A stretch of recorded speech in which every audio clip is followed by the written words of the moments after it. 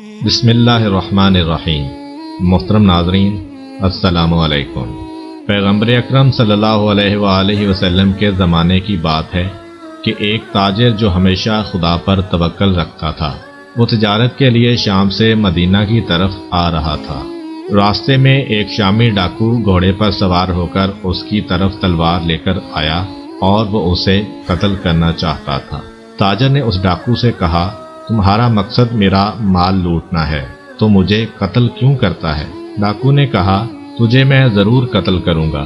اگر میں نے تجھے قتل نہ کیا تو حکومت کو میری رپورٹ کرے گا، جس کی وجہ سے مجھے سزا ہو سکتی ہے۔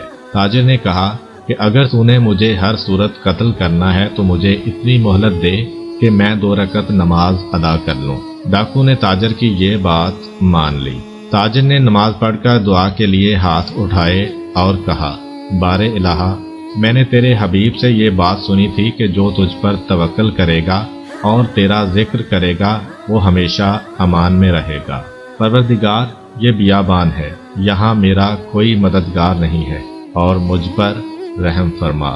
جیسے ہی اس تاجر کی زبان سے یہ الفاظ جاری ہوئے تو اس نے دیکھا کہ سفید گھوڑے پر ایک نوجوان وہاں آیا۔ اس نے ڈاکو کے ساتھ لڑائی کی اور اس کو قتل کر دیا۔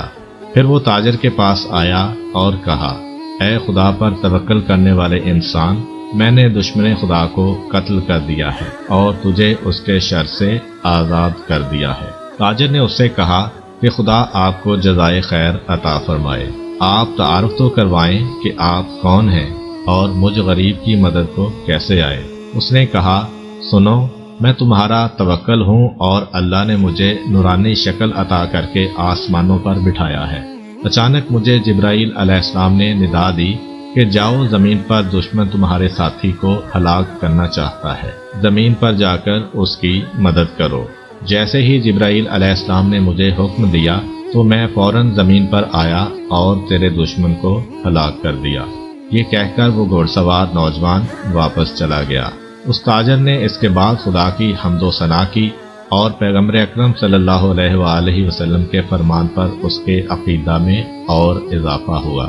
پھر وہ تاجر مدینہ آیا اور حضرت صلی اللہ علیہ وآلہ وسلم کی خدمت میں حاضر ہوا اور اپنے ساتھ پیش آنے والا واقعہ بھی آپ کو سنایا کہ توکل انسان کو اوج سعادت پر پہنچا دیتا ہے اور توکل کرنے والا شخص انبیاء، اولیاء، صالحین اور شہداء کے ساتھ آخرت میں محشور کیا جائے گا۔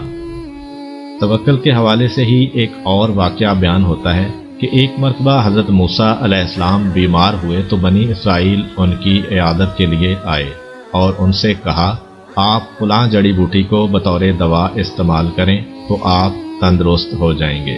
حضرت موسیٰ علیہ السلام نے کہا، میں دوا نہیں لوں گا، اللہ تعالیٰ مجھے بغیر دوا کے تندرستی عطا فرمائیں گے۔ آپ کافی عرصہ بیمار رہے، پھر اللہ تعالیٰ نے آپ کو وحی فرمائی، مجھے اپنی عزت و جلال کی قسم، جب تک آپ اس جڑی بوٹی سے اپنا علاج نہیں کرو گے جس کے متعلق بنی اسرائیل نے تمہیں کہا ہے، اس وقت تک میں تمہیں تندرستی نہیں دوں گا۔ حضرت موسیٰ علیہ السلام نے انہیں بلا کر کہا کہ جو دوائی تم نے تجویز کی تھی وہ میرے پاس لے آؤ۔ دوائی لائی گئی، انہوں نے استعمال فرمائی اور چند دنوں میں صحت یاب ہو گئے۔ حضرت موسیٰ علیہ السلام کے دل میں یہ بات کئی دنوں تک چبھتی رہی کہ اللہ اگر بغیر وسیلے کے شفا عطا کر دیتا تو اس میں کیا عیب تھا۔ جب آپ علیہ السلام کوہ سینا پر گئے تو اللہ تعالیٰ نے فرمایا، اے موسیٰ، تم مجھ پر توکل کر کے میری حکمت کو باطل کرنا چاہتے تھے، ان بوٹیوں میں یہ فوائد کس نے رکھے ہیں؟ محترم ناظرین، توکل کا ایک عالم یہ ہے جو ہم نے ان واقعات میں دیکھا، اور دوسری طرف ہم ہیں کہ جن پر کوئی مصیبت آتی ہے تو ہمارا ایمان کمزور پڑ جاتا ہے کہ نعوذ باللہ اللہ تعالیٰ نے ہمارے ساتھ زیادتی کی ہے۔ کیا مجھ پر ہی یہ مصیبت نازل ہونا تھی؟